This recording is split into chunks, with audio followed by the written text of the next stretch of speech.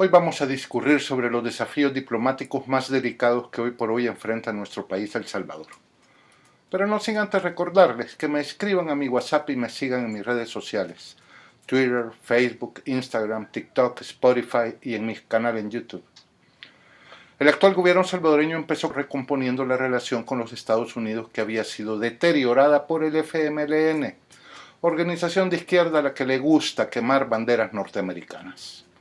Por eso de que el gobierno de El Salvador anduviera al principio de su mandato de cachetes embarrados con la embajada de los Estados Unidos, no le gustó para nada a las jaurías marxistas. Pero de pronto las relaciones entre ambos gobiernos se han desmoronado y los besos y abrazos han cedido a los reclamos, la discordia, a las amenazas y a las pésimas maneras. Veamos despacio, objetiva y equilibradamente, sin amor y sin odio, el fondo sustancial de la cuestión. Lo cierto es que el gobierno salvadoreño, para bien o para mal, no ha cambiado sus derivas en estos 2 años. Así lo afirman tanto los admiradores como los detractores de esta administración. ¿Qué pasó entonces? Simple. Lo que ocurrió fue el final abrupto de la era Trump y el advenimiento de la administración Biden. Así que la causa del desencuentro no está en Bukele, sino en la izquierda demócrata de Biden, que nunca vio con buenos ojos a quien parecía uno de los favoritos de su enemigo mortal. De nuevo, pero por las razones contrarias, las organizaciones de fachada marxista se escandalizan otra vez. No están contentas ni con una cosa ni con la otra, como hicieron con las ICIES. Si el presidente la quería, ellos la detestaban. Si el presidente no la quería, ellos cambiaban de opinión. El día en que el presidente de la República diga que le gustan los amaneceres, los marxistas seguramente convocarán a una marcha protestando contra el sol. Y dócil, obediente y sumisa como perrita faldera, la derecha aguada desfilará tras ellos. Sin rumbo y sumidos en una rabiosa depresión, sabedores de que nunca recuperarán el favor del pueblo, los comunistas apuestan todo al derrocamiento de este gobierno, esperando ver en el horizonte la venida de las tropas aerotransportadas del Comando Sur a llevarse a Bukele en pijama. Aunque el futuro es incognoscible, yo que ellos esperara sentado. Más allá de las fantasías o locuras de la izquierda, ¿qué va a ocurrir realmente con esta crisis diplomática con los Estados Unidos? En sí misma, a pesar de que sin duda se profundizará, probablemente no desemboque en nada relevante. Que no se nos olvide que en la mayoría de casos en los que este tipo de sanciones se han impuesto, los afectados salen paradójicamente fortalecidos. Los Castro, Chávez, Maduro y Ortega confirman esa realidad. Es probable entonces que toda esta situación, remolineando sobre el correcto uso diplomático, no sea sino una cortina de seda por la que se logra ver del otro lado al verdadero problema de nuestra diplomacia. Si queremos hablar más claro, tendremos que afirmar que todo este asunto no es sino una herencia envenenada de la anterior administración del FMLN, que nos metió a la brava a un peligroso dragón en casa, a China comunista.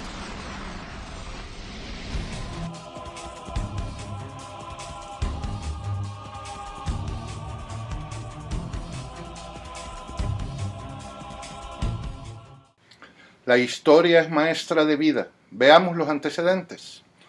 Al final de la Segunda Guerra Mundial, la República de China, fundada por Sun Yat-sen, se encontraba entre dos fuegos: los comunistas de Mao Zedong, apoyados por Stalin por un lado, y los invasores japoneses por el otro. En medio, liderando la lucha por la independencia y las libertades chinas, se encontraba el generalísimo Chiang Kai-shek, sosteniendo la peña. Empeñado el Departamento de Estado en esa época de la administración demócrata de Roosevelt y luego de la de Truman en su torpe alianza con la Unión Soviética para luchar en contra del eje, los diplomáticos de los Estados Unidos en China simpatizaban abiertamente con los comunistas de Mao, y me refiero a diplomáticos como John Carter Vinson, John Stuart Service, los chicos de China Hands, a toda la operación de la OSS del general Bill Donovan en China y a las misiones Dixie y Marshall. Si a eso le añadimos que a esas alturas el Departamento de Estado estaba infiltrado de agentes soviéticos, como lo dejó demostrado el proyecto Venona y la desclasificación de los archivos de la KGB en los años 90. Y si además caemos en la cuenta de que la influencia de la opinión pública en esa época por parte de los expertos en asuntos de China estaba en manos de intelectuales estadounidenses abiertamente prosoviéticos como Owen Latimer, Si tenemos en cuenta esos tres elementos, digo, no nos puede extrañar que la diplomacia estadounidense se inclinara más por el comunista Mao que por Chiang Kai-shek, a quien le endulzaban el oído con sugerencias de que se aliara con los comunistas. La gran excusa era que el enemigo de tu enemigo es tu amigo. Chiang Kai-shek no prestó oídos a esos cantos de sirena, pues sabía que cada vez que se aliaba a la fuerza o de buen grado con los comunistas chinos, estos solo ocupaban ese respiro no para luchar contra los japoneses, sino para afianzarse en los territorios que ya ocupaban y para expandirse aún más a costa de las fuerzas nacionalistas de la República. Los japoneses son para China una enfermedad de la piel, mientras que los comunistas son una enfermedad del corazón, decía y pensaba acertadamente el generalísimo. Terminada la Segunda Guerra Mundial y ya derrotados los japoneses, al ver que Chiang Kai-shek no les obedecía en lo referente a aliarse con los comunistas, los Estados Unidos le decretaron con absurdas excusas un embargo de armas que puso fin a la democracia en China. En una cruenta guerra civil, Mao Zedong ocupó toda la China continental y Chiang Kai-shek, prácticamente abandonado por los Estados Unidos, tuvo que evacuar el continente y salvar la institucionalidad de la República en la isla de Taiwán. A reconocer tranquilamente al nuevo régimen comunista iban los Estados Unidos en tiempos del liberal Truman, cuando súbitamente la parte comunista de Corea, ayudada por los chinos comunistas, dieron una puñalada por la espalda y desencadenaron la guerra de Corea. En ese momento, los años 50, los Estados Unidos se dieron cuenta del grave e ingenuo error que habían cometido y tuvieron que mantener, por pragmatismo más que por ideales, el reconocimiento y la protección al régimen de Chiang Kai-shek. Hay que decir que el régimen que Chiang Kai-shek instauró en Taiwán tuvo elementos autoritarios notorios, sin afectar sustancialmente a la institucionalidad republicana. Y eso se justificaba no solo por la amenaza permanente de una invasión por parte de los comunistas desde el continente, sino porque además ese autoritarismo resultó no solo benigno, sino hasta beneficioso para las familias taiwanesas y para la República China. Hoy en día esas notas autoritarias se han desvanecido y desde hace décadas Taiwán se ha transformado en un modelo de democracia liberal y de respeto a la libertad de expresión. Tiene una economía capitalista dinámica, dominada por pequeñas y medianas empresas familiares, que con un crecimiento real del Producto Interno Bruto que promedia un 8% en las últimas 3 décadas, lo ubica como uno de los 4 tigres asiáticos. Además, y esto es más relevante, la República China Taiwán se ha catapultado a la cima de las clasificaciones educativas mundiales. Este gran país fue nuestro aliado en las buenas y en las malas, hasta que los marxistas del FMLN cortaron relaciones con él para establecerla con China comunista. Por su parte, a los comunistas en el continente chino les fue al revés.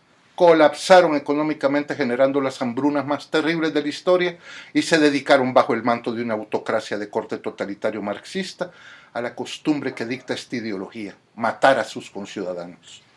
Así, China comunista superó a todos los genocidios de los que se tiene conocimiento, con un récord de alrededor de 100 millones de muertos.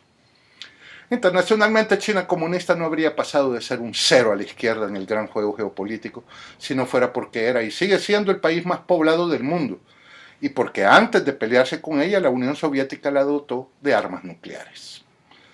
Estos elementos hicieron que los Estados Unidos, que habían optado por estar del lado de y defender a Taiwán, cambiaran de pronto de opinión. Tomando pie de la enemistad surgida entre China y la Unión Soviética, la administración Nixon a principios de los años 70 apostó a utilizar a China comunista como peón en la tarea de triangular su estrategia geopolítica, apoyando sus diferencias contra Rusia. De nuevo, el trágico error de creer que en todos los casos el enemigo de tu enemigo es tu amigo.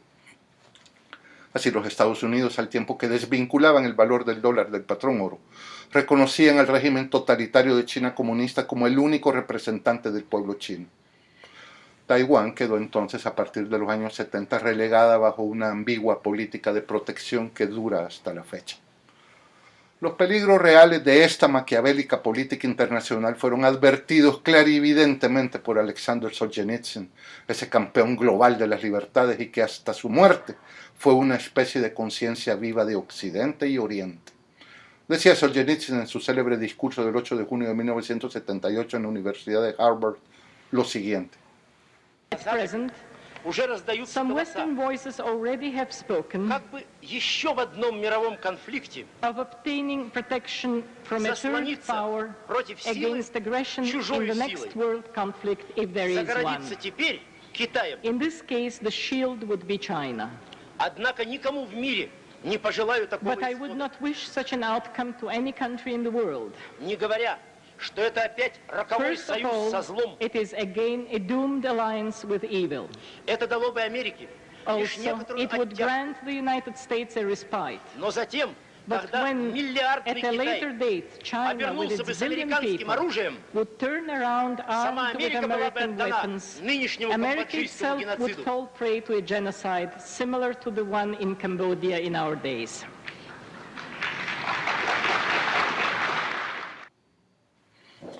«43 años después, las lúcidas previsiones de Solzhenitsyn se han cumplido casi totalmente. Con ese giro diplomático, la administración Nixon puso las bases para convertir a China comunista de un gigante de barro en un colosal dragón de acero que ya desempeña un papel negativo, pero de primer orden en la comunidad internacional, tanto a nivel político, económico como militar. Este imperio autocrático, que luego del reconocimiento casi universal procedió a ejecutar otro genocidio de dimensiones olímpicas, unas 300 millones de niñas asesinadas en el vientre materno en virtud de su salvaje política del hijo único, que por cierto acaba de abandonar por contraproducente. Este imperio autocrático llegó a ser potencia mundial, no por su democracia, que no existe en un régimen dominado por el Partido Comunista Chino. No llegó tampoco por el respeto a las libertades, pues ahí lo que hay es un brutal régimen policíaco aderezado de vigilancia de alta tecnología. No por la transparencia, pues ahí todo es oscuro y secreto. Ni tampoco llegó a ser una gran potencia por el libre mercado, pues lo que ahí hay es un puro mercantilismo de dimensiones globales dirigido por una oligarquía político-militar. Llegó China comunista a ser potencia mundial por la decadencia y permisividad de Occidente, que la designó, gracias a lo barato de su mano de obra esclava, inagotable, como la fábrica del mundo. Occidente quiso ingenuamente un aliado táctico y solo consiguió crear un monstruo al que ya todos temen. Dejemos de lado por el momento el papel de matón del barrio que China comunista está desempeñando con sus vecinos, Japón, Taiwán, Malasia, Vietnam, Australia, Filipinas e India. Dejemos de lado también el hecho de que tanto los Estados Unidos como la Unión Europea saben ya que se encuentran ante un enemigo temible y que no saben qué hacer. Centrémonos más bien hoy por hoy en lo que a nosotros nos compete. China comunista ha pasado en Hispanoamérica de ejercer una influencia moderada a convertirse en un actor, en un socio comercial, político y económico crucial en una actividad de franca rivalidad con los Estados Unidos, entrometiéndose en su área de influencia más inmediata para proyectar su poder cultural, político y militar. ¿Qué busca en concreto el dragón amarillo? Básica y superficialmente, conseguir materias primas a precio de me lo llevo, un mercado para exportar al mayor precio posible sus tecnologías y su capacidad productiva, e invertir su exceso de reservas internacionales en proyectos que renten más de lo que reditúen en China. Pero las inversiones chinas, que no suelen generar empleos estables, están por detrás de lo que más le interesa al gigante asiático, los préstamos y la deuda, porque ahí gana más. China ha concedido a Hispanoamérica más créditos desde el 2005 que el Banco Mundial y el Banco Interamericano de Desarrollo juntos, y los concede no a través del sector privado, sino oficial, es decir, a través del Banco de Desarrollo de China y el Exim Bank. Hoy por hoy, a través de estas instituciones opacas, China supera en un 200% como prestamista al Club de París, que eran los antiguos proveedores de créditos. Pero a diferencia de los anteriores acreedores, con China es literalmente imposible renegociar una deuda. Las relaciones que se generan a partir de estas dinámicas son totalmente desequilibradas para nosotros, en favor de China, y terminan en una dependencia brutal como nunca antes se había visto. Esto ya se vio en Chile, cuando una compañía china quiso adquirir una cuarta parte del capital accionario de la sociedad química y minera. Las autoridades chilenas, basadas en la ley, pusieron trabas a esta adquisición, pero de pronto saltó el embajador de China comunista en Chile, amenazando con cortar otras inversiones del dragón. las autoridades chilenas bajaron la cabeza y se sometieron. El papel de China como acreedor tanto de préstamos como de deuda pública ha sido, es y será nefasta para los países que caen en sus redes, y lo será para el nuestro. Una vez se entra en su jaula de oro aparente, ya es casi imposible salir. Pero lo más grave de esta cuestión es que China comunista, tanto con los Estados-nación como con las empresas que buscan acceso al capital, la mano de obra, los proveedores o los mercados chinos, China explota los deseos económicos de las contrapartes para promover sus objetivos hegemónicos militares. Por eso es usual que China integre secretamente capacidad militar en proyectos comerciales, como lo demuestra lo ocurrido hace solo unas semanas en el puerto de Califa, en los Emiratos Árabes Unidos, proyecto operado por la compañía naviera china COSCO. Los Emiratos Árabes Unidos se echaron atrás y terminaron alineándose con los Estados Unidos, pero ¿qué pasaría si la capacidad militar que Estados Unidos descubrió disfrazada de otro proyecto de infraestructura no estuviera a medio mundo de distancia en el Golfo Pérsico, sino a una corta distancia de su frontera sur, es decir, aquí en Centroamérica? Veamos, en Nicaragua, Xinvei Telecom Enterprise Group, una empresa china con apoyo estatal dirigida por el multimillonario Wang Jing, recibió permiso para construir e implementar infraestructura y servicios de telecomunicaciones en todo el país. El gobierno de Nicaragua también otorgó permiso a una de las otras empresas de Wang para construir un canal transnacional, proyecto que ya sabemos que se ha derrumbado. Pero ambos proyectos serían financiados por China. A pesar de los lazos hondureños taiwaneses, en nuestro país vecino la empresa estatal china Sinohydro Corporation construyó represas y capacidad de generación hidroeléctrica para Honduras, financiada por China. Aquí, el gobierno de El Salvador, que tan claro está en lo nefasta que fue nuestra experiencia con el FMLN como gobernante, aún no parece haber caído en la cuenta de que el establecimiento de relaciones con China comunista y la voluntad de crearle un entorno operativo permisivo en El Salvador es lo peor de la herencia envenenada de los mismos de siempre. La expansión del puerto y otros proyectos relacionados se encuentran entre los más de 500 millones de dólares en gastos de infraestructura que China ha prometido a El Salvador. ¿Podría China lograr en El Salvador lo que no logró en los Emiratos Árabes Unidos? Este es el verdadero problema de nuestra diplomacia, en la actualidad y a corto, mediano y largo plazo. Y aquí los nudos más inmediatos se juntan con las amenazas mediatas. Tanto nudo junto se convierte entonces en un nudo gordiano. El punto definitivo entonces es este.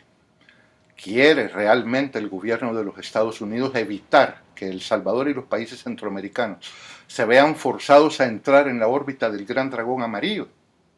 Si es así, es necesario e indispensable entonces que la diplomacia estadounidense abandone los énfasis basados en ideales y valores etéreos y abstractos como los derechos humanos, la democracia, la transparencia, y se concentren en el pragmatismo de la realpolitik.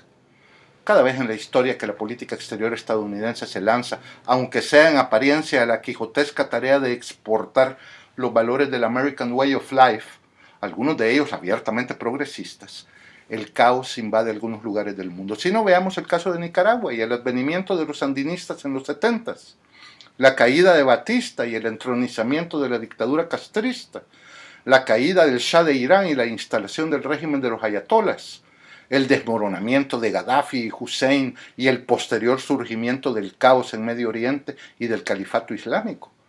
La historia es maestra de vida y más claro, no canta un gallo. La administración Biden debería evitar cometer los mismos errores que cometió en política exterior Truman, Carter y Obama. Y por lo menos debería evitar cometerlos en el caso que nos afecta, que es en su diplomacia aquí en El Salvador. El camino que han iniciado aquí, desde la maximización de los contextos, no conduce a buen puerto. Y la Cancillería salvadoreña, por su parte, debería también maximizar sus contextos, ser más prudente y ajustarse a las buenas prácticas diplomáticas. La tonta y peligrosa situación en la que nos dejó el gobierno anterior del FMLN, con la puerta abierta al dragón rojo, no está para conflictos innecesarios. Y esa puerta debe ser cerrada de una vez por todas lo más pronto posible. Ese nudo gordiano debe ser cortado de tajo. Esa herencia envenenada debe ser repudiada en cuanto la prudencia lo haga factible. Es decir, Debemos romper relaciones diplomáticas con China comunista y restablecerlas con Taiwán. Así como se oye, a grandes males, grandes remedios. Primero Dios, nuestra diplomacia tenga la sabiduría, antes de que termine su quinquenio, para entender que es la única salida a estos embrollos. De lo contrario, podría ser demasiado tarde.